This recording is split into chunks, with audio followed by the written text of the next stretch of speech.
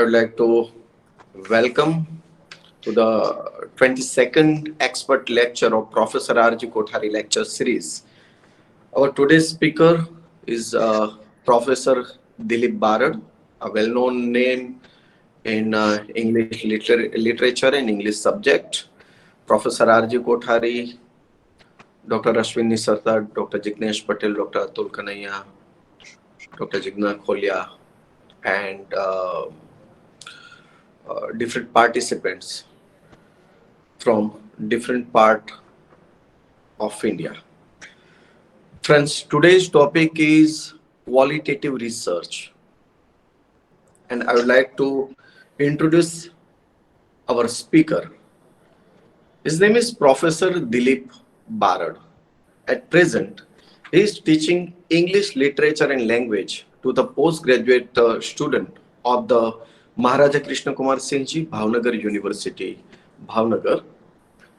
He has 23 years experience of teaching since July 1996 to students belonging to various faculties like commerce, management, computers, humanities, and social sciences.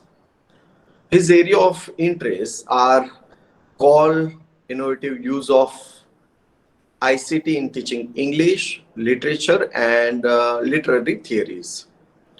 He has conducted workshops on use of web tools for teaching and national and international conferences.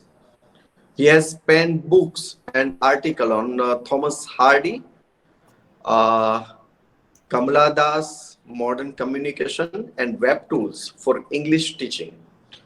Recently, he has completed an e-content development project funded by Ministry of HRD Government of India. The short video literature developed under this project are uploaded on YouTube. He has completed UGC research project on technology and teaching English language and literature, blended learning. He has successfully completed online course, web skill for teachers from University of Oregon, USA.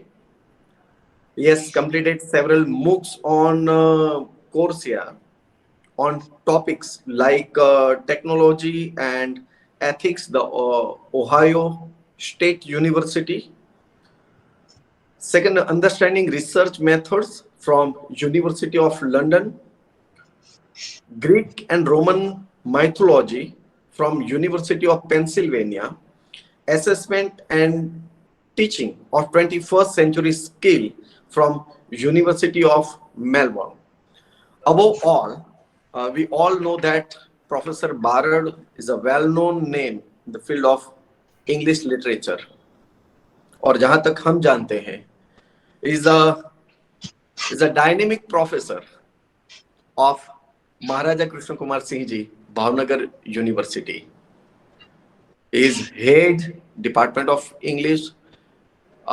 He was a dean, Faculty of Arts, and even member of Executive Council and so many bodies. But if I should say in one word, he is a true teacher, real teacher. So, Professor Barad, welcome to Professor R.G. Kothari lecture series, and thank you very much for accepting our invitation. Professor Dr. M.M. Trivedi, in charge Vice Chancellor and Head Department of Mathematics of Maharaja Krishna Kumar Singh Ji Bhavnagar University, Bhavnagar. He is in meeting of Academic Council, so maybe he will join later. And you all know our respected Professor R.G. Kothari. There is no need of any kind of introduction to Professor R.G. Kothari. He is former Vice Chancellor of Veer Narmad South Gujarat University. He was head, dean, Faculty of Education and Psychology, Maharaja Sayaji Rao University, Vadodara. and a great teacher, researcher, and author. Kothari sir, thank you very much for being here. And my friends from different state, from West Bengal, from Tamil Nadu, from Punjab, and obviously from Gujarat. So, with kind permission of Professor R.J. Kothari, now I would like to call Professor Dilip Barad to Okay, start sir. his Yes. lecture. Yeah. Thanks a Please. lot, sir. Thank you very much. And it's very good to know that there is a very interesting lecture series going on in the name of a very renowned personality, Professor Doctor, former Vice Chancellor Kothari sir. It is in true sense a tribute to an academician who worked also as an educational administrator, and his students, his disciples are running a very interesting academic activity. This is 22nd lecture, and I really feel privileged to be invited to share some ideas on this wonderful stage. So good evening, everybody. It is an evening time now, almost there. So good evening to all the participants. हम जैसे बताया कि तमिलनाडु से भी है, so I don't know whether the people who are from the out of Gujarat or down south out of Gujarat, they will be able to have a good grip over Hindi language or not. But I think I can use both the languages, Hindi as well as English language. So I will mix up both the things together. Uh, a very good evening, everybody. And in today's session, I'm supposed to speak about qualitative research with all of you. I deal with English literature. English studies is the domain area in which I am a supervisor, and we conduct research in that area. So my attention or my examples will be narrowing down around literature and English studies also. And as we know that we normally deal with, by and large, what we know as qualitative research. But when we think of qualitative research, we also have to think that how do we differentiate this qualitative research from quantitative research? So even though we know the things, just a brush up of something that we need to do about the difference between quantitative and qualitative research, and then we will move on into what we want to see. I would like to give some examples about what kind of qualitative research or what kind of questions are dealt in the research by our students, wherein they apply some of the tools of or methods or modes or methodology of qualitative research. To specifically the research scholars or the supervisors of education field, it may sound a little bit something that is not speaking about your field completely.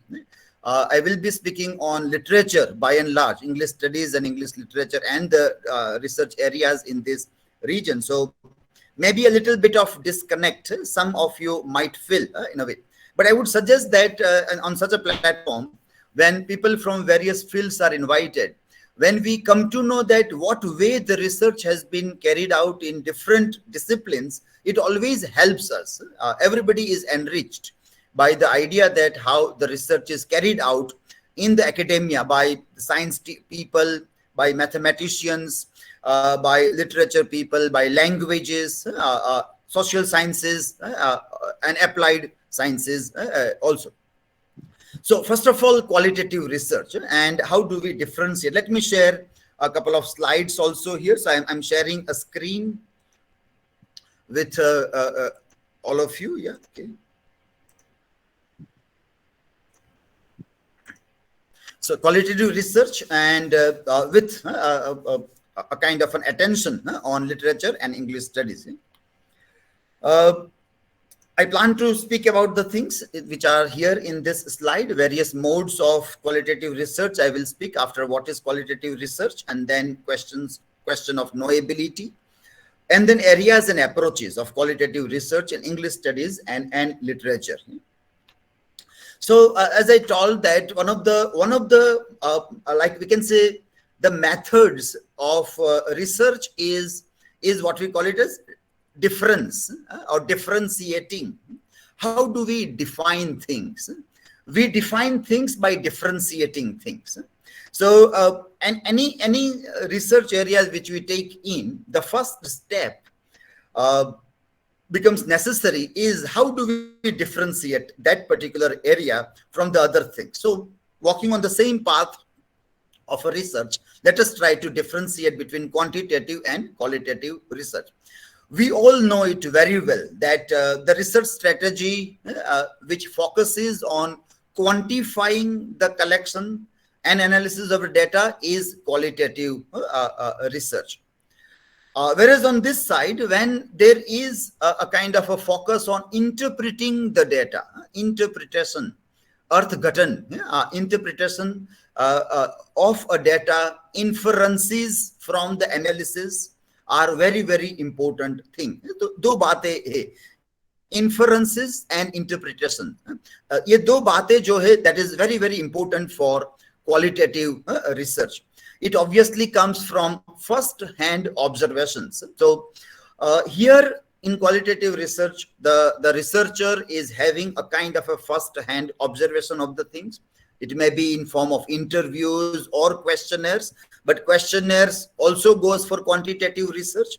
So we have to see that it is not only about the data that is coming out from the questionnaire that is important for a qualitative researcher, but how descriptive analysis of the outcome of the questionnaire is done. That is a part of a qualitative research. When I prepare pie charts and bar charts out of questionnaire, it will go into quantifying the data. Then along with that, in a natural setting with the documents and various artifacts, when people are working to interpret the thing, it becomes qualitative research. We also can say that quantitative research is formed from deductive approach, where emphasis is placed on the testing of theory shaped by empiricist and positivist philosophies. Whereas here on the qualitative research, data are generally non-numerical. Qualitative methods include, and these are very important points, ethnography first, second, grounded theory, third, discourse analysis, fourth, interpretive phenomenological analysis. So at this stage, at the second stage, if we see the difference, then quantitative research, it deals with a kind of, that is a theory, and I am testing that theory, that theoretical approach I try to apply, and then whatever things I got from empiricist and positivist philosophies, I try to study the things, and deductive approach remains at the center. Whereas here, if I see grounded theory, then we will see in our next slide also what is grounded theory. We will see that it is not that you go from theory to the data, but from data you go to theory. From observation, if observation is your data, then from observation you are moving towards the theory. And then discourse analysis and interpretive phenomenological analysis becomes necessary here. Then associated with natural, applied, formal and social sciences, this research strategy promotes the objective empirical investigation of observable phenomena to test and understand relationships and several things. I'm not reading everything on the slide, but this key point, objective empirical investigation, is something what we call it as quantitative research. Now you may have a question, शायद आपको भी प्रश्न होगा कि objective empirical investigation क्या qualitative research में नहीं होता है. That also is there, like deductive, inductive is there in both the things. We can't say that one is deductive, another is inductive. Those differences are not possible to be made. But we want to differentiate something. So we are coming here to see that objective empirical investigation is much easy when there is a data which is quantifiable. Whereas in qualitative research, we have to refer to Maxine Green's observation to give an answer to this. So in the next slide, let us see this, that what Maxine Green is writing when this is given, qualitative research and the uses of literature. I'm reading two lines, first two lines here. Qualitative research is concerned with meanings as they appear to or are achieved by persons in lived social situations. Yes, meanings as they appear to or are achieved by persons in lived social situations. Research of this kind cannot be carried out by people who see themselves as detached, neutral observers concerned with the kinds of observation, measurement, and predictions that are presumed to be unbiased, unaffected by the inquirer's vantage point or location in the world. Now, this observation by Maxine Green about qualitative research is clashing with what we are seeing in quantitative research, objective. So what Maxine Green says here in qualitative research is that this tend to be subjective. Qualitative research tend to be subjective. So as an observer, who am I? And what is my knowability? That all becomes very important point here. When we'll come to the slide of knowability, again we will come to what Maxine Green is observing here as a part of a difference from objective empirical investigation. And I will throw more light on this idea also. But at the beginning, at the outset, we say that qualitative research is something about interpreting the things and inferences about whatever social condition in which we live or whatever we see, our first-hand observations, other thing becomes very significant there. It applies modes like ethnography, grounded theory, discourse analysis, and interpretive phenomenological analysis becomes necessary. And then Maxine Green says in qualitative research that it is very difficult to see that this research will not be unbiased or unaffected by inquirer's vantage point or location in the world. So that is something that is to be taken care by a researcher when he is working on qualitative research here. Various modes of qualitative research, various modes of qualitative research. So we were seeing earlier in the earlier slide that there is something like ethnography. Now, what do we do when we say that, well, my qualitative research is pertaining to ethnography? It is as a form of inquiry, ethnography relies heavily on participant observation, on the researcher participating in the setting or with people or with the people being studied,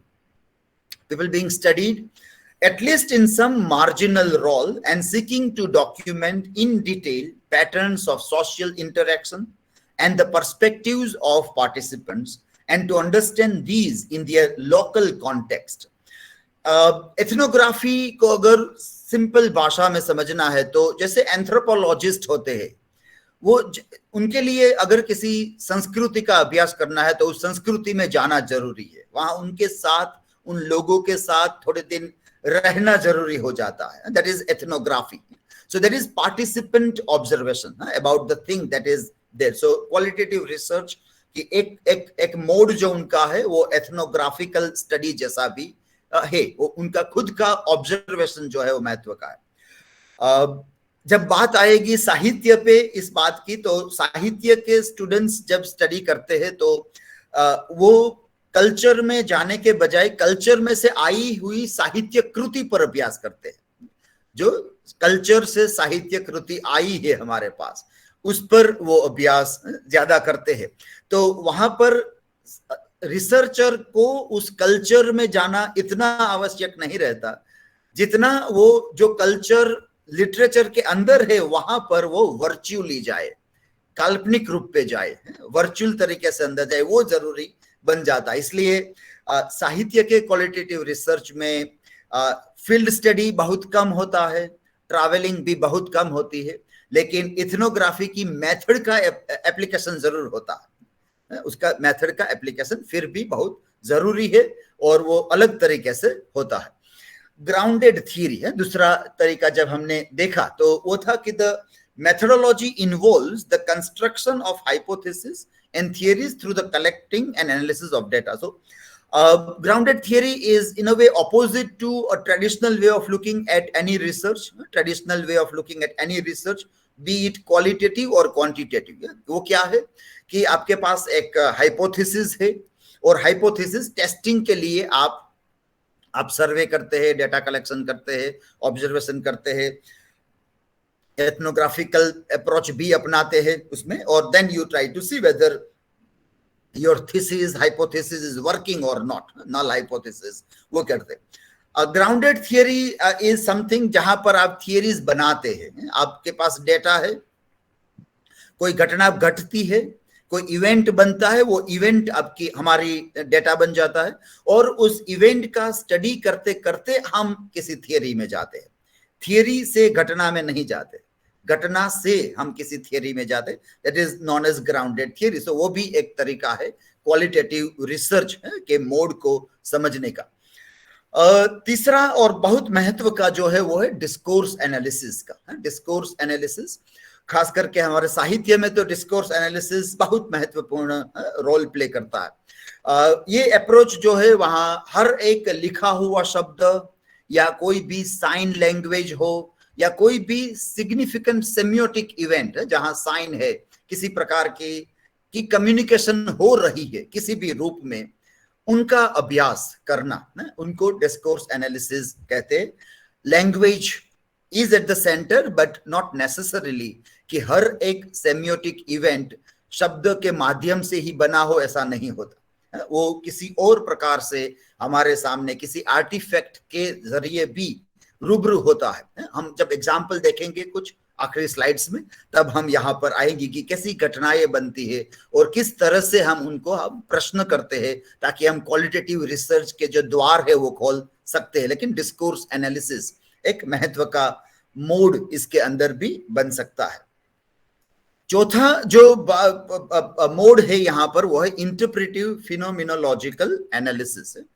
It is an approach to psychological qualitative research with an idiographic focus, which means that it aims to offer insights into how a given person in a given context makes sense of a given phenomenon.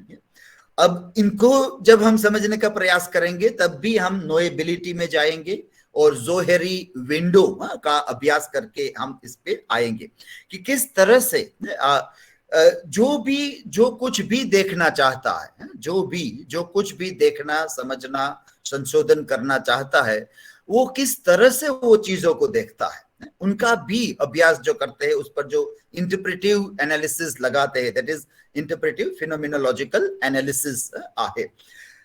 और पांचवा और आखिरी, बहुत सारे हैं लेकिन मेरी slides का आखिरी वाला मोड जो है क्वालिटेटिव रिसर्च का, that is about philosophical traditions. जो है हम जो विचार करते हैं वो किन फिलोसॉफीज से विचार आए हैं, उनका एप्लीकेशंस जब हम करते हैं क्वालिटेटिव रिसर्च में, तब भी ये बनता है।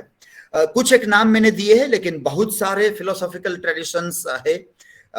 Indian philosophical tradition, western philosophical tradition, और उन सब के इर्द गिर्द बहुत सारा साहित्य सर्जन होता है, बहुत सारे नजरिए दुनिया को देखने के बनते हैं।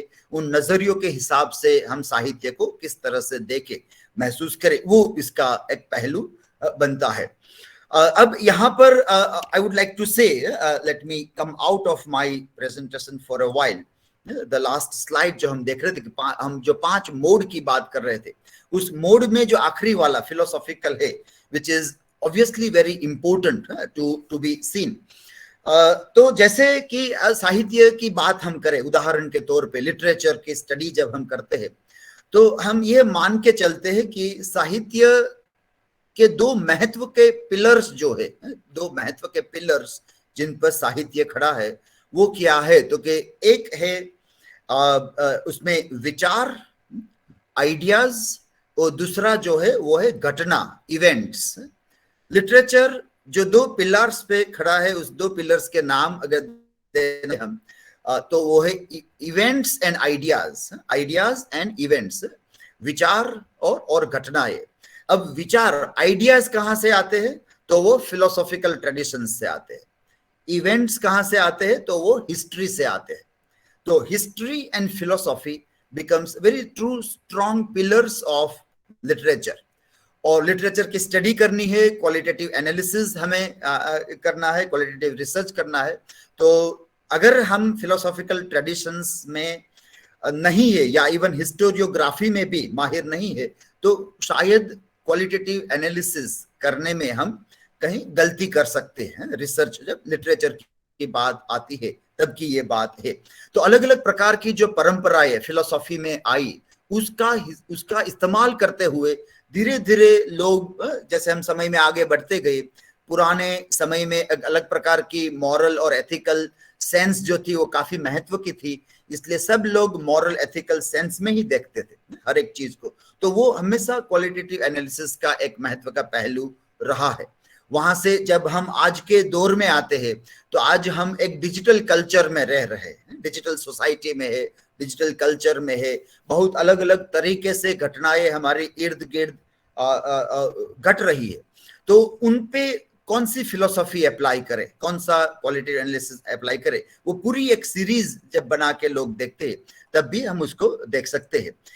मैं फिर से अपनी स्लाइड्स शेयर कर रहा हूं आपके साथ.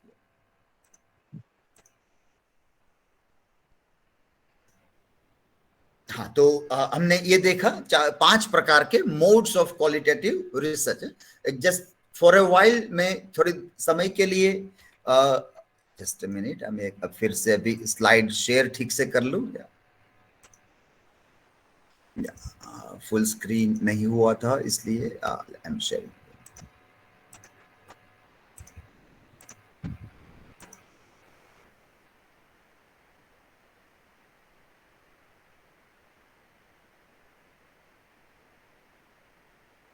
Yes, are you able to see the slide I am sharing?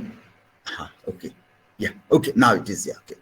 तो पहले हमने देखा एथनोग्राफी, जहां पर पार्टिसिपेंट ऑब्जर्वेशन बहुत जरूरी बन जाता है क्वालिटेटिव रिसर्च के लिए.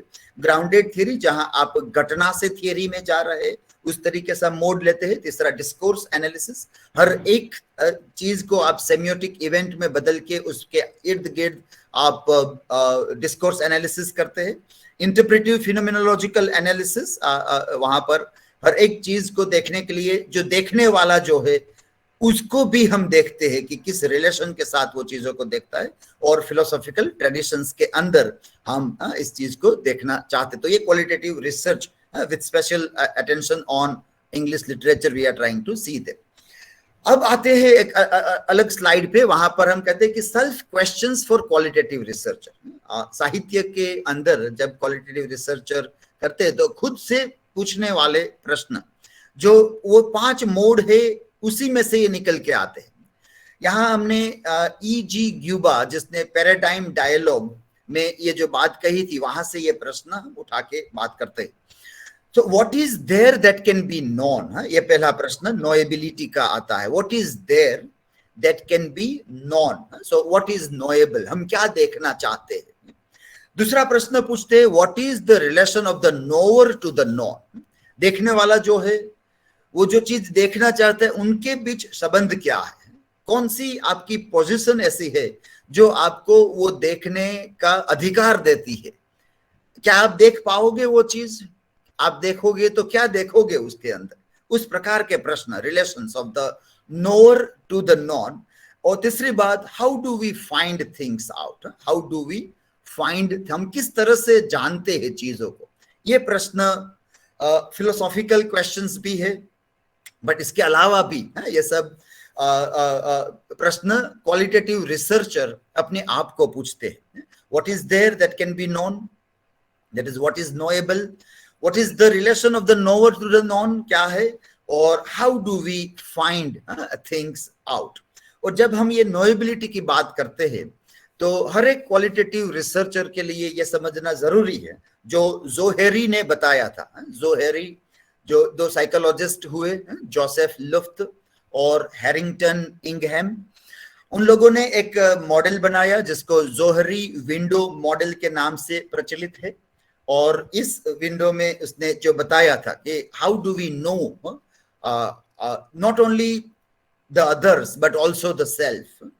क्योंकि दूसरा प्रश्न जो था वो नोअर को जानना था. मैं संशोधन करने वाला हूं? क्या संशोधन करने वाला हूं, इससे पहले मैं खुद को जानूं कि मैं कहां पर हूं और वहां से मैं क्या देख पाऊंगा और कौन सी चीज होगी जो देख शायद नहीं पाऊंगा. So that understanding knower. Johari window हमें ये 4 पहलू में अपनी खुद की पर्सनालिटी दिखाने का प्रयास करती है.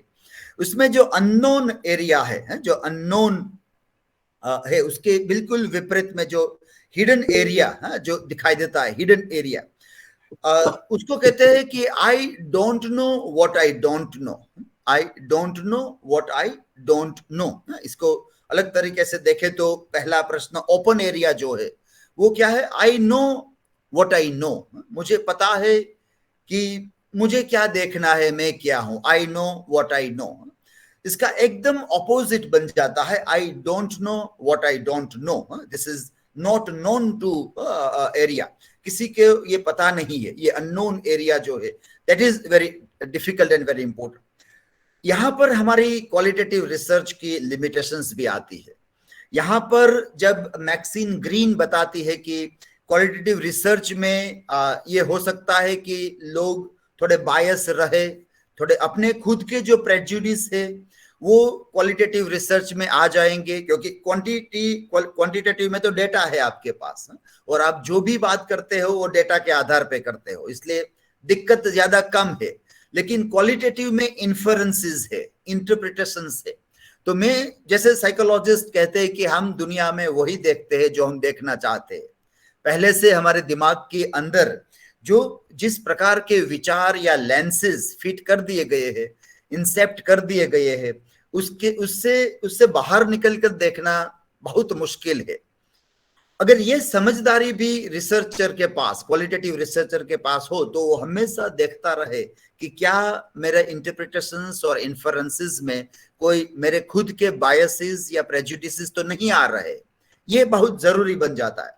अल्टीमेटली सब कुछ क्वालिटेटिव करने के बाद भी उसको लिमिटेशंस में ये लिखना जरूरी होता है कि आपने कहां से ये सब देखा है, व्हाट वाज योर पोजीशन, आपने किस जगह से ये देखा. उससे विपरीत जाकर आप क्या उस चीज को इसे देख पाते हो या देख पाओगे या नहीं, ये प्रश्न हमेशा रहता है. तो जैसे बताते, जैसे लिटरेचर के एग्जांपल्स में मैंने कहा था कि मैं दूंगा. तो जब हमारे यहाँ स्टूडेंट्स आते हैं कि जैसे कोई महिला है, कोई लेडी है और उनको फेमिनिज्म में अभ्यास करना है, तो उनके लिए प्रश्न यह रहता है कि क्या आप फेमिनिज्म के विपरीत विचार सकते हो? क्या आपका दिमाग पूरी तरह से फेमिनिज्म को एक तरह से देखने के लिए बायस हो गया है? तो शायद आपका आउटकम भी लिमिटेड रहेगा. ठीक उसी तरह अगर कोई दलित स्टूडेंट आकर कहता है कि हमें दलित साहित्य में अभ्यास करना है, तो being a Dalit, will that student be able to see or question the problems with the Dalit in society, or Dalit as a problem in a society or not? ये प्रश्न बहुत बार ऐसा होता है कि जो लोग इमोशनली अपनी आइडेंटिटी के साथ जुड़े होते हैं, उनके लिए ये प्रश्न को एक ऑब्जेक्टिव तरीके से देखने में बहुत बड़ी दिक्कत होती है. फिर उसकी क्वालिटेटिव एनालिसिस तो इंटरप्रिटेशन ही होगी, तो उनके सभी प्रकार के अर्थघटन एक तरफी होंगे. उसकी लिमिटेशंस उसके ऑब्जर्वेशंस में कॉन्स्टेंटली आती रहती है. तो ये कि आप नोअर है, आप कोई चीज देखना चाहते हो, लेकिन अगर आपके बायस, इसलिए मैक्सिम ग्रीन इसलिए कहते क्वालिटेटिव एनालिसिस में अनबायस तरीके से कुछ भी देखना बहुत मुश्किल है. क्वांटिटी में है, लेकिन यहाँ पर ये मुश्किल हमेशा रहती है, जिसके साथ लड़ना बहुत जरूरी बन जाता है. I am sharing my slides again, coming back to the slides. Yeah. Just a minute.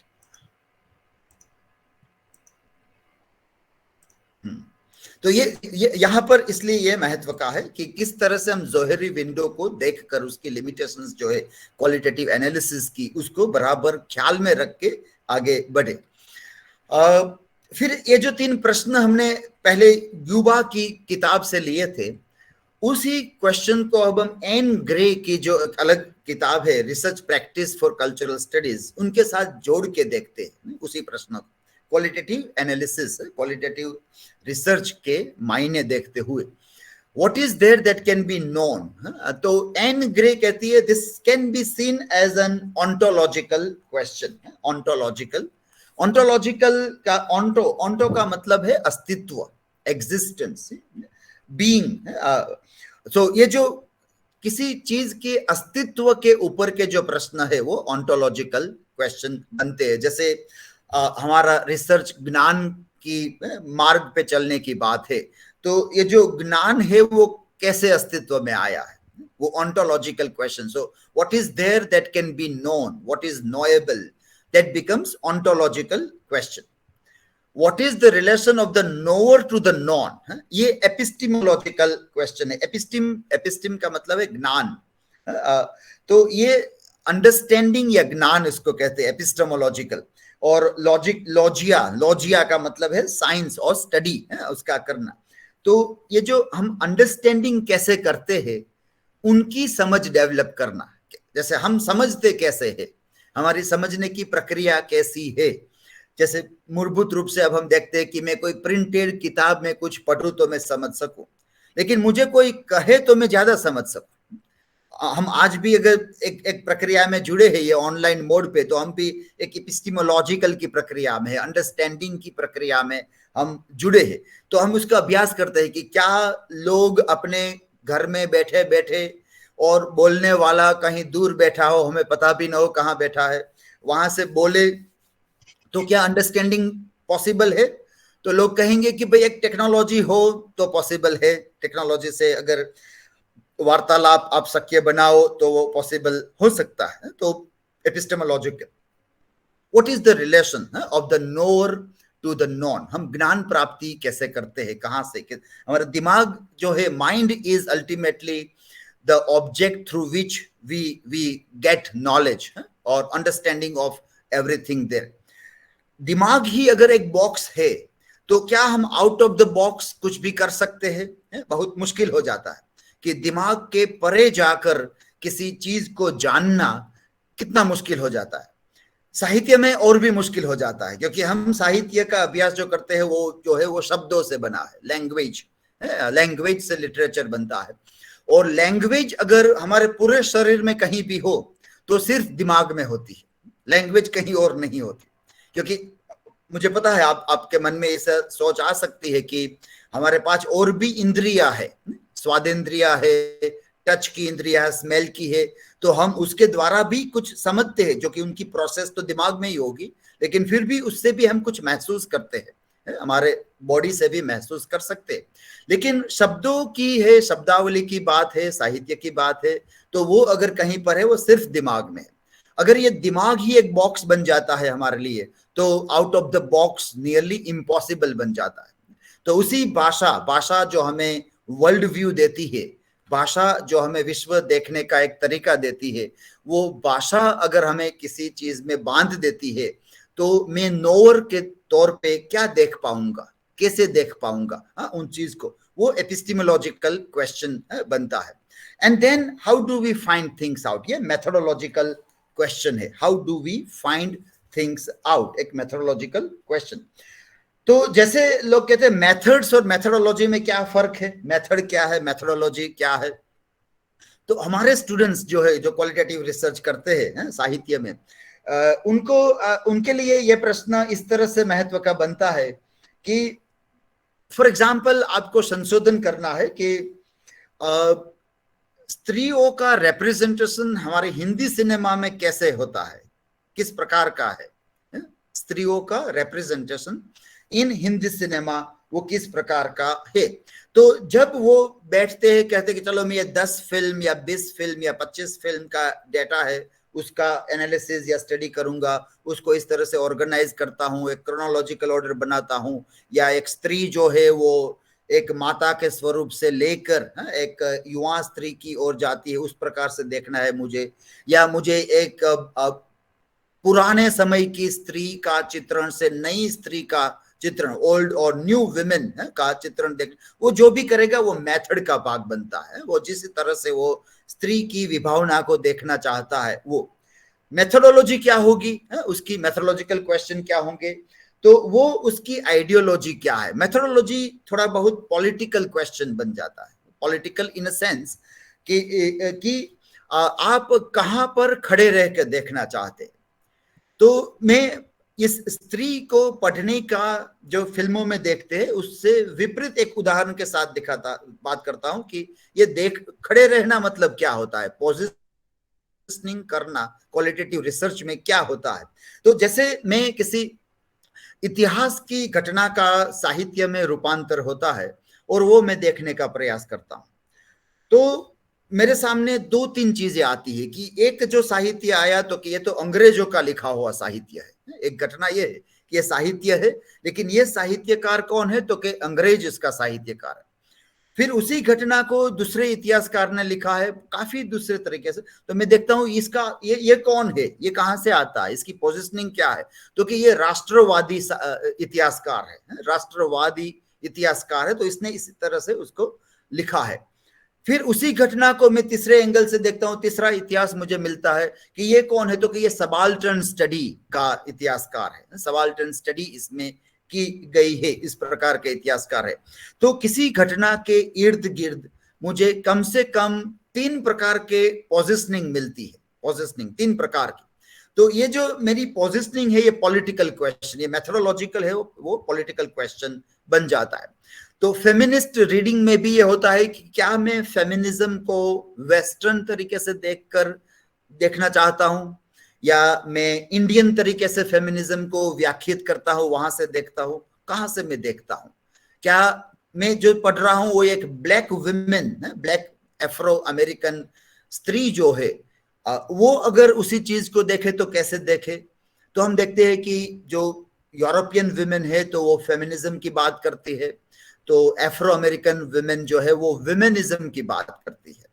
तो फिर पोजिशनिंग बदल गई, दोनों की पोजिशनिंग बदल जाती है। ये मेथोडोलॉजिकल क्वेश्चन यहाँ क्वालिटेटिव रिसर्च में बनता है कि वो उसको हम एक पॉलिटिकल पोजिशन भी कह सकते हैं। और कुछ उदाहरण की ओर जाते हैं, हमारे पास 15 मिनट बची है, तो मैं 10-12 मिनट में बात करके कुछ प्रश्न होंगे तो हम साथ में लेंगे। तो क्वालिटेटिव रिसर्च के जो हमारी एरियाज और वहां पर जो हम बातें करते हैं, जो संशोधन में उसका इस्तेमाल करते हैं, उस एरिया के ये स्लाइड यहाँ पर हमारे सामने है।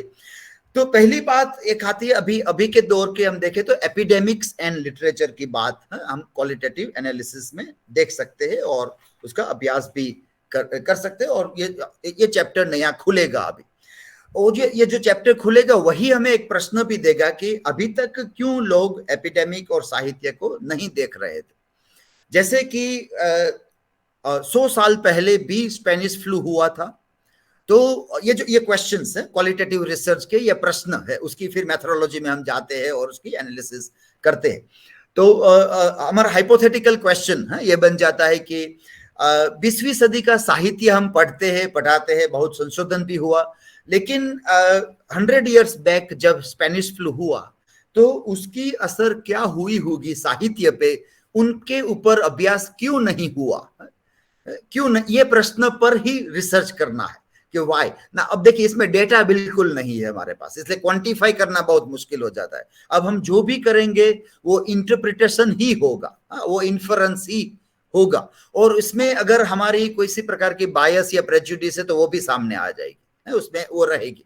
तो we will keep in mind कि भाई मेरा जो रिलेशन है नोएबिलिटी के साथ वो इस प्रकार का है।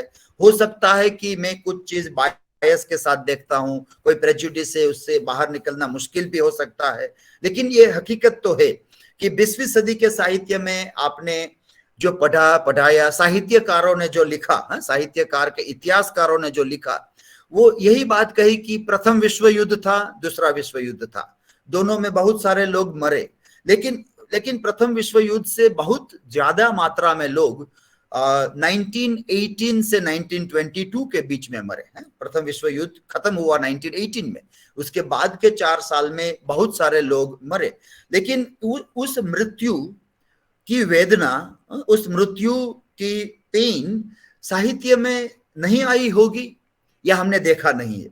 तो ये सारे प्रश्न क्वालिटेटिव रिसर्च के मायने रखते।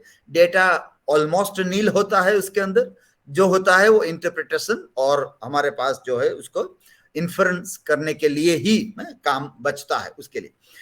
अभी एक अच्छी किताब बन के आई है बाहर, वायरल मॉडर्निज्म करके, और वहां पर एलिजाबेथ आउटका नाम के जो संशोधक है उसने बहुत अच्छी तरीके से क्वालिटेटिव रिसर्च का उदाहरण यहाँ पर दिया है एपिडेमिक्स एंड लिटरेचर में, और बताया है कि जो महान साहित्यकार हुए उस समय के, और जो चीज हम देखते थे कि ये युद्ध के लिए ऐसा हुआ है, उनकी मानसिकता जो बदली है वो युद्ध की वजह से बदली है। वो जो हम सोच रहे थे, उस लेखिका एलिजाबेथ आउटका का कहना है कि हो सकता है ये एपिडेमिक की वजह से भी हुआ हो सकता है ये युद्ध की वजह से ही ना हुआ हो, लेकिन ये पैंडेमिक की वजह से भी हुआ हो। हम सब ने पैंडेमिक सहन किया, हमारे घर में जब लोग बीमार होते थे तो कैसी हालत होती थी, या हम खुद भी जब बीमार होते हैं तो किस प्रकार की हालत होती थी। उसी अनुभव के साथ आप इस काव्य को पढ़े, टी.एस. एलियट को पढ़े, ऑडेन को पढ़े, और आप देखिए कि आपको महसूस होगा कि ये तो वही अनुभव है जो पेंडेमिक वाला अनुभव था, वही अनुभव इसमें दिखता है। लेकिन इस प्रकार के संशोधन को अगर आपको आगे ले जाना है और क्वालिटेटिव एनालिसिस में काम करना है, तो आपको साबित करना होगा कि ये जो कवि है, ये जो साहित्यकार है, वो या तो पेंडेमिक से ग्रस्त हुए थे या उसकी फैमिली में कोई ग्रस्त हुआ था। अगर ये साबित नहीं होता तो एक बहुत बड़ा गैप रह जाता है क्वालिटेटिव रिसर्च में। डेटा कोई नहीं है, हम सर्वे कर नहीं सकते, वापस जाके किसी को पूछ नहीं सकते, ये जो लिमिटेशंस के बीच में हम क्वालिटेटिव रिसर्च करते हैं तब तो महत्व की कड़ी जो है, जो पुल, जो ब्रिज बनता है इस बीच में, वो वही है कि आपको उसकी बायोग्राफी पढ़नी पड़ी। उसकी बायोग्राफी में अगर आपको ये मिलता है कि उनको स्पेनिश फ्लू हुआ था, फैमिली में हुआ था, तो फिर आप जो कहते हैं वो इंटरप्रिटेशन सही माने जा सकते हैं। अब देखो वो साहित्यकार भी अब नहीं रहे हैं, वो भी मर चुके हैं, इसलिए आप उनको पूछ नहीं सकते।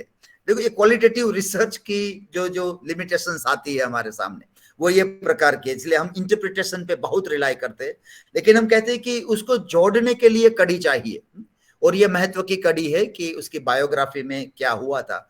और एलिजाबेथ आउटका ने उसकी डायरी का अभ्यास किया है, उनके लेटर्स का अभ्यास किया है, जो लेटर्स अवेलेबल है, डायरी अवेलेबल, उसके हिसाब से उसने साबित किया है कि उनकी फैमिली में स्पेनिश फ्लू हुआ था, वो लोग भी सफर कर रहे थे उस बीमारी से। पत्र में बहुत सारे उल्लेख आ रहे हैं कि वो बहुत बेचैन है बीमारी की वजह से, वो सोच रहे हैं कि कब ये बीमारी अब खत्म होगी, तो इसलिए अब ये पढ़ना आसान रह जाता है। तो ये क्वालिटेटिव रिसर्च एपिडेमिक लिटरेचर में हमने देखा उदाहरण के तौर पे किस तरह से बनता है। ये भी कंपेरेटिव और ट्रांसलेशन स्टडीज जो होता है साहित्य में, कंपेरेटिव और ट्रांसलेशन की स्टडीज जो करते हैं, वहां पर भी हमारे पास डेटा तो होता है, जैसे टेक्स्ट होती है वो डेटा है हमारा, टेक्स्ट हमारा डेटा बन जाती है और उस हिसाब से हम उसकी बातें करते हैं। लेकिन कंपेरेटिव स्टडीज के जो मोड्स एंड मेथड्स है, वहां पर हमें अमेरिकन स्कूल मिलती है, फ्रेंच स्कूल मिलती है, रशियन स्कूल मिलती है, तो और उन सब की अपनी अपनी लिमिटेशंस है। वो जब कंपेयर करते हैं तो जैसे वो कहते हैं कि जब दो साहित्य का आपको तुलनात्मक अभ्यास करना है, तो दो साहित्य अलग भाषा या अलग देश से आना चाहिए, अलग संस्कृति से आना चाहिए। तो यूरोप के देश बहुत छोटे हैं, वो एक मोनो लैंग्वेज कंट्रीज है, जैसे फ्रांस तो फ्रेंच उसकी लैंग्वेज होती है, स्पेन तो स्पेनिश, इंग्लैंड तो इंग्लिश, उस तरह से। तो उनके लिए बराबर है कि उसकी विभावना जो है तुलनात्मक अभ्यास की, वो उस प्रकार की रहे कि अलग भाषा या अगर अलग संस्कृति, अलग देश बन जाता है। इसलिए जब भारत की बात आती है तो भारत में एक ही देश में बहुत अलग अलग प्रकार की संस्कृतियां बसती है, अलग अलग प्रकार की भाषाएं भी बसती है। तो अगर आप तुलनात्मक अभ्यास में ये कंडीशन रखे कि ये अलग अलग देश का होना चाहिए, तो भारत में तो तुलनात्मक अभ्यास पॉसिबल ही नहीं बनेगा। जैसे यहाँ मुझे मराठी भाषा या गुजराती भाषा का तुलनात्मक अभ्यास करना है, तो कहोगे कि ये तो एक ही देश का है इसलिए नहीं हो सकता है। तो हम एक विभावना को प्रश्न करते हुए, उसका क्वालिटेटिव रिसर्च करते हुए एक नई विभावना की ओर पहले जाते हैं, बाद में एक जगह बनाते हैं कि भारत जो है वो इन थियरीज जहां से आई उन देशों से काफी अलग प्रकार का देश है। इसलिए वहां उस थियरी से आप क्वालिटेटिव रिसर्च नहीं कर पाओगे, ये हम वहां पर देखते हैं। एनवायरमेंटल स्टडीज पे मैं थोड़ा जंप कर लेता हूं, थोड़ा समय कम है तो आई गोइंग टू डायरेक्टली तो एनवायरमेंटल स्टडीज की आप ज्यादातर बात लोग करते हैं, क्लाइमेट चेंज की बात कर रहे हैं सब लोग, तो यहां पर भी एक महत्व का है। और मैं एक बात कहता था कि कुछ घटना ये बने, कुछ घटना अगर बने और उसके इसके आर्द बार्द आप उस थियरी को देखने जाते हो, घटना के आसपास किसी थियरी को आप देखने जाते हो। एक काफी इंटरेस्टिंग घटना अभी बनी, जूनागढ़ यूनिवर्सिटी, भक्त कवि नरसिंह मेहता जूनागढ़ यूनिवर्सिटी के वैज्ञानिकों ने गिर के मतलब गिरनार के जंगलों में एक नए प्रकार के स्पाइडर, एक कीड़े का आविष्कार, मतलब उसने ढूंढा, डिस्कवर किया, आविष्कार तो नहीं किया लेकिन डिस्कवर उन लोगों ने किया कि एक नया है जो अभी रिकॉर्डेड नहीं है। तो जो लोग उसको डिस्कवर करते हैं उन लोगों को उनका नाम देने की छूट होती है, विज्ञान में जो नाम दिए जाते हैं हर एक चीज को, और एक प्रयत्न रहता है कि किसी प्रकार की लोकल आइडेंटिटी को उनके साथ जोड़ा जाए, उनका नाम उनके साथ जोड़ा जाए। तो उन लोगों ने प्रपोज किया कि चलो हम नरसिंह मेहता यूनिवर्सिटी से है, नरसिंह मेहता की आइडेंटिटी यहां से है, तो उस प्रकार के नाम नरसिंह नाम के साथ जोड़कर एक वैज्ञानिक नाम बनाकर उस कीड़े को वो नाम दिया जाए, वो स्पाइडर था उसको। लेकिन जब ये नाम दिया और न्यूज़पेपर में आया तो बहुत सारे लोगों को गुस्सा आया, बहुत सारे लोगों को ऐसा लगा कि भाई नरसिंह मेहता हमारे संत है, उसका नाम किसी कीड़े को देना अच्छी बात नहीं है, ये तो ठीक बात नहीं होती है, उस चीज को वहां उस तरह से देखना, वो इस तरह की बात वहां पर आई और चर्चा हुई ना। अब थियरी क्या है, ये घटना है, थियरी क्या है कि हम मानते हैं कि वसुधैव कुटुंबकम, हम बार बार कहते हैं कि भारतीय परंपरा जो है वो कुदरत के साथ एक समन्वय के साथ रहने की परंपरा है, वो हमारे रीत रिवाज जो है वो हर एक कुदरत के पहलू को एक बराबर का मान सम्मान देते हैं। तो फिर ये कीड़े का अपमान कहां से आया, ये ऐसा कैसे हो गया कि अब हम ये देखने लगे कि ये प्राणी का नाम तो ये बड़ा है, ये तो छोटा है, ये हमारी विभावना में तो नहीं होना चाहिए, सभी प्रकृति के जो चीजें है वो सब हमारे कुटुंब का भाग है ना, तो उसमें ये दिक्कत आ जाती है कि कहां से आया। और उसी के साथ ये प्रश्न भी आता है कि शायद आज अगर हम बैठते हर एक हमारे ईश्वरों को प्राणी देने के लिए, पक्षी देने के लिए, जैसे मिथिकल दिया गया है उस तरह से अगर तो अगर कोई कहेगा कि चलो हम चूहा किसको दे, तो सब मना करेंगे कि भाई चूहा किसी को मत दो चूहा के साथ वही कीड़े जैसा होगा, वो किसी को मत दो, लेकिन वो ऑलरेडी हमारे गणपति जी के साथ है तो कोई दिक्कत नहीं है। लेकिन वरना आज अगर हम बैठते तो क्या करते, तो क्या हम एक वसुधैव कुटुंबकम या कुदरत को अपने कुटुंब मानने वाली परंपरा से संकुचितता की ओर जा रहे हैं? ऐसी बहुत सारी बातें इस एक घटना से निकल के आती है, और उस घटना का अभ्यास कैसे लोग करें ये महत्व का बनता जाता है। जैसे घटना की बात कही और मैं आखिरी बात करके अपनी बात खत्म करूंगा। तो अभी जैसे एक फिल्म आई, कश्मीर फाइल्स नाम की फिल्म रिलीज हुई, तो वो भी एक बेहतरीन घटना है साहित्य के विद्यार्थियों के लिए, अभ्यास करने के लिए। एक बहुत जैसे कल्चरल स्टडीज का एक मुद्दा था यहाँ पर, साहित्य संशोधन में कल्चरल स्टडीज किया जाता है, तो कल्चरल स्टडीज में ये भी लोग पढ़ते हैं। हमारा क्वालिटेटिव एनालिसिस हमेशा ये रहता है कि साहित्य कृति का पब्लिकेशंस होना, फिर उसका व्यापक रूप में उसका बंटना और लोगों का पढ़ना या देखना, ये घटना भी पढ़ी जाती है। तो आज की इस घटना में बहुत सारे इतने वो आ रहा है, वो मुद्दे निकल के आ रहे हैं कि ऐसा क्या है कि इस फिल्म ने बहुत सारे लोगों के मन मस्तिष्क में एक जगह बना ली है, बहुत सारे लोग इस फिल्म की बहुत चर्चा कर रहे हैं। ऐसा क्या है इस फिल्म के अंदर और इस घटना के अंदर, वो भी एक क्वालिटेटिव एनालिसिस का भाग बनता है। और जो मेथोडोलॉजिकल पोजीशनिंग हमारी होती है क्वालिटेटिव रिसर्च में, वो यहाँ पर तो बहुत खुले खुले खुले तरीके से सामने आ जाएगी कि आपकी पॉलिटिकल पोजिशनिंग क्या है, आप कहाँ से इस चीज को देखते हो, वहां से ही आप उस घटना को इंटरप्रेट करोगे। आपका इंटरप्रिटेशन और इन्फरेंसेस, आपकी मैथोलॉजिकल स्टैंडिंग है, नोर और नोएबिलिटी के बीच का जो संबंध है, उसके हिसाब से ही आपको कंक्लूजन मिलते हैं। तो ये घटनाएं हर एक रिसर्चर को जो क्वालिटेटिव रिसर्च में जुड़े हैं उनको याद रखने जैसी है कि आप भी देखिए कि आपके बायस या प्रेजुडिसेस किस तरह से आपके अवलोकन के ऊपर हावी हो जाते हैं और हमें पता भी नहीं चलता कि हमारे ऑब्जर्वेशंस किस तरह से बायस्ड या हो चुके हैं, क्योंकि क्वालिटेटिव एनालिसिस में आपके पास इतने डेटा नहीं होगा कि आप कह सको कि डेटा है इसलिए मैं ये कह रहा हूं। डेटा तो नहीं है यहाँ, तो आपको हर एक चीज को एक इंटरप्रेट या इन्फरेंस के तौर पे ही देखना होगा। तो थैंक यू वेरी मच। हम 5 बजे के नजदीक पहुंच चुके हैं, तो it was good to have a talk with everybody. Thanks to doctor Sonawane sir for giving this opportunity to share my views with all of you. Thank you, everybody. Thank you very much, Professor Dilip Barad. It was really very much informative session. I know qualitative research or English literature is a part of actually life of Professor Dilip Barad. Thank you very much, sir. Fine. Now platform is open for all participants. If you have questions, then you can ask directly to our today's speaker, Professor Dilip Barad.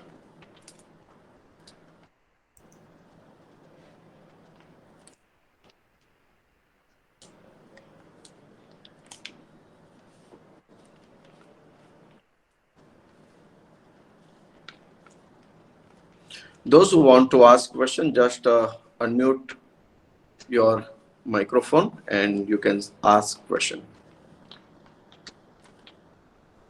Even in the chat also you can put, in case if you want to put in the chat. Yeah.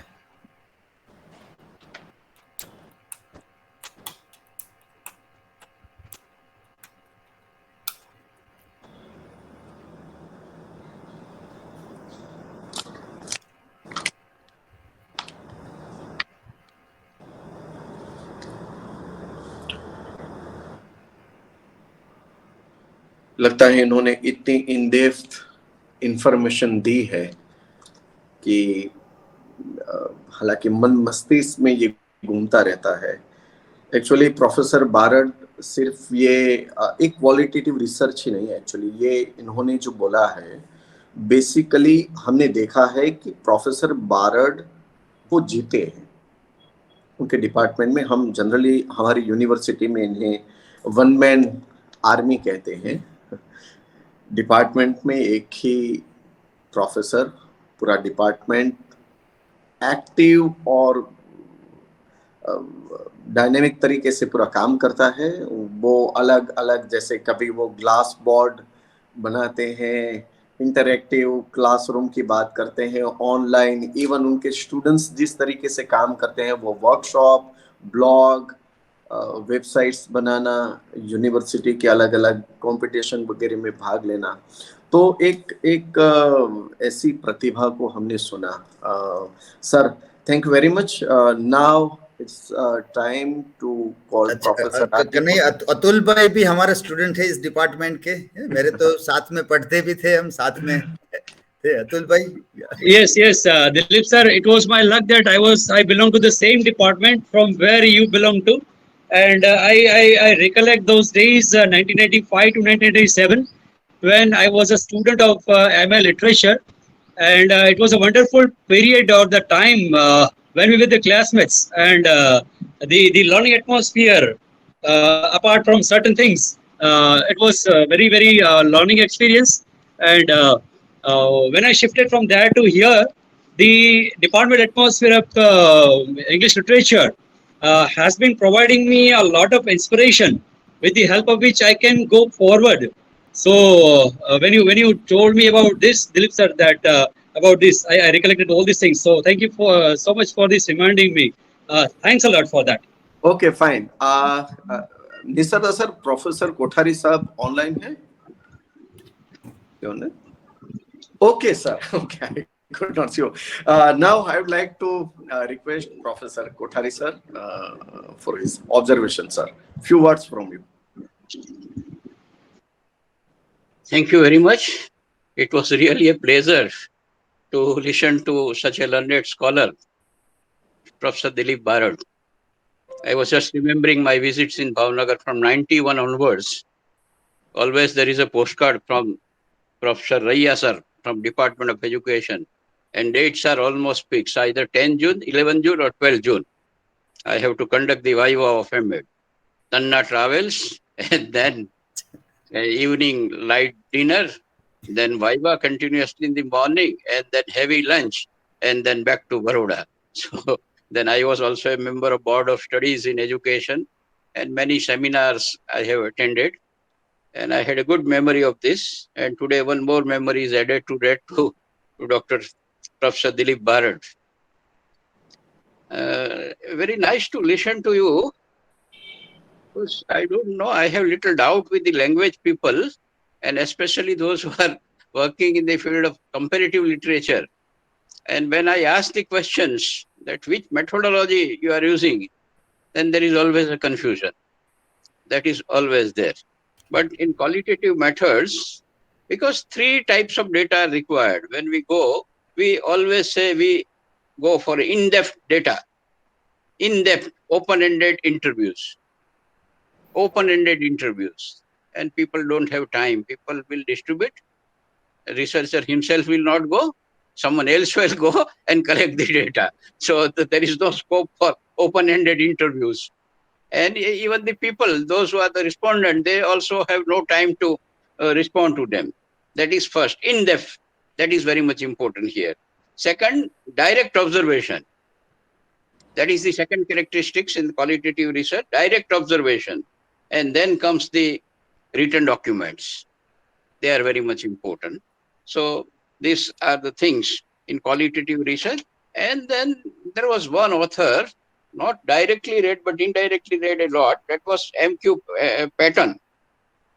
He is in 90s, he was talking about, of course, I'm not sure how, but he said the themes of qualitative inquiry. He uses the word themes. And same author on other page, he is using the word variety in qualitative inquiry. Still, I am confused. But in themes of qualitative inquiry, he says he is talking about the naturalistic inquiry. But fortunately or unfortunately, every year, All India Survey of Higher Education says that 34,400 studies are submitted for PhD. But how many qualitative is doubtful. And real sense, someone says that qualitative, then also doubtful. Right. Today only we were discussing about the mixed method. And I said, when can you use mixed method? I have read some 6 points, forgot. Then I have found out from Creswell some 3 points. And I was struggling that where exactly I have read the 6 point, whether the Creswell, whether it is a UE flick or pattern or gay narration, but I could not recall. But here a pattern says that naturalistic inquiry. That is one, you can say, qualitative inquiry. Inductive analysis, that is always there, inductive analysis. But when you go for inductive plus deductive and then you go for scientific method, that will again lead to a qualitative. But here only inductive. Then holistic perspective. Then qualitative data, that is the word he is using. As I said, a detailed, thick description, inquiry in depth, and quotation capturing people's personal perspective and experiences. So here more weightage is given to the perspectives and experience of the personal. In quantitative, that we will call that as a bias, but here that bias is not there. Then personal contact and insight, that is very much important. Personal contact and insight. I will be talking to Professor Barad many times, but still I'm not satisfied. Then like a theoretical sampling, I will go and ask, sir, this is point is not clear. I will ask to Sonamune also. And when time I will have a saturation, I will put a full point. Even in qualitative research, when you are interpreting the data, you have to go to again sample. These people don't agree. Okay, bhai, यहाँ तो confusion है. We want to submit by hook or crook. No, but here it does not permit. I am not fully convinced about it. And I will again go and contact him and I will have some more details. So that is also there. So personal contact and insight, dynamic system, then unique case orientation. People started about the case studies also. Earlier it was very much with the medical sciences and psycho people that they had been discussing. And 5-step models. But we don't go for those 5-step models. We don't go for 5-step. All other things there with us. But anyway, now people had started it as a qualitative study. And Robert Innes, I think 3 books of Robert Innes have YIN had come, and that is very interesting. Then here, what is more important is context sensitivity. Means you try to find in a social, historical, and there are no generalizations. So this type of 10 points, even design flexibility, that's what I said, that even when you are at a stage of analysis, you will go for again the collection of the data. So this 10, he says that themes of qualitative inquiry. And then further he uses again a 10 points, that is variety in qualitative inquiry, theoretical tradition, ethnographic, then phenomenology, then heuristic, ethnomethodology, symbolic interaction, then ecological psychology, system theory, how and why this particular system functions as a whole. That also we want to study. But such studies are hardly conducted. That's what I said, percentage-wise, you cannot say that there will be a 1% of this, because either the literature is not available or our own inability for interpretive data, because we always say that there will be some bias and negative comments which come from the referee, and as a result we try to avoid this. Then oriental qualitative, all these things are there, but ultimately this is a good to study. If at all you want to study particular case, unique case, that we have to be very much careful. But that's also we are not doing. I have seen many case studies. I think how case has identified, people have no clarity. It's a deviant sampling. It's a deviant sampling. It's not that any normal case you take and you take the case study, you belong to that, you have said, no, why? You have to find out that, okay, here is the college, consecutively 3 times getting 3.66 grade in the neck. Then we can find out something. Here is a college which is getting less than 3 C grade all the times. Why? What is that? Here is a person who has contributed this. Why this? But we always understand the research by means of volumes, pages, and qualitative will not encourage this. In-depth data is there. Data, you will have lots of data that is there, organization of data. But from this organization, going to the description and giving meaning is absolutely difficult. So there are limitations in qualitative research, not qualitative literature, but our own limitations are there. And as a result, we could not develop much confidence. And when we do the research, we always think of who will be the external referee and what he will be writing. So keeping him in focus, we always go. That should not be there. I would like to study that, okay, here is the case and they have done. Okay, then I will go for it, and that is needed. So I think it is a good time that we should go. And we have now scholars, not only in social sciences, but humanities and language is also, like Professor Bharat. So on my personal behalf, in my lecture series, Professor Dilip Bhai, I am very much thankful to you for your nice lecture and elaborating the qualitative research. Thank you.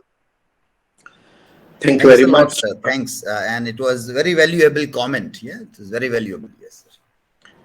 Thank you very much, Kothari sir.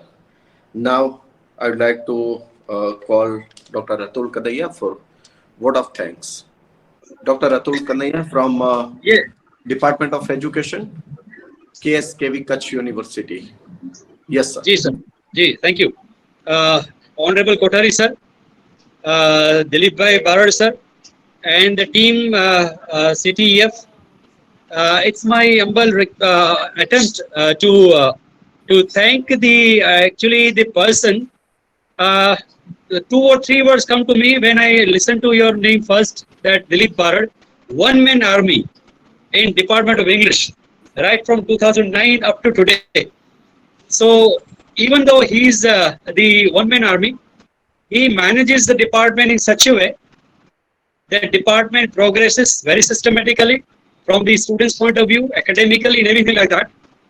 When Sonwani sir assigned me this duty to thank you, then many words came to my mind, and some words came that when a truly academician person comes to the platform online or offline, and when he or she delivers the words and the sentences related to the topic, the effects on the minds of the listeners are a tremendous one. So personally, I thank Bharat sir to deliver the topic qualitative one. We have an education qualitative from this different perspective, but the way you treated the topic, we came to know so many things personally as a researcher in education. You mentioned some movies.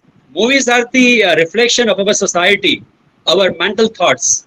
So when you were mentioning the movies, I thought that you have touched the topic very elaborately, and the participants that were joined here, they have come to know so many things very innovatively like that. So I'm thankful to you for that. You mentioned some of the various modes of treating the qualitative research. So I'm personally thankful for that, sir. And how to differentiate both the qualitative from the academic point of view, sorry, educational point of view, and literature point of view. So it stood very apart. And last but not the least, the various modes of qualitative research that you treated on behalf of the whole team, Honorable Kothari sir and the team and the President Sonwade sir and Patel sir and Ashwin Bhai and all. I personally thank to you for sparing this much time and this much academic power to us. So that will be very beneficial to us. So last but not the least, I am very much proud that I am online with the person who is with us and shared a lot on qualitative research. Thank you so much, Bharat sir, for sharing your very valuable thoughts on qualitative research from the literature point of view. And Kothari sir, being with us all the time and providing lots of motivation. And all friends who joined in this session, again, thanks a lot to each one. Dhanyavad. Thank you very much, Dr. Atul Kanaya. It was really very nice lecture, and now we'll meet again on the same platform, same time on 28th next month, 28th April 2022. Fine. Thank you all. Thank you very much. Thank you so much. Thank you so much.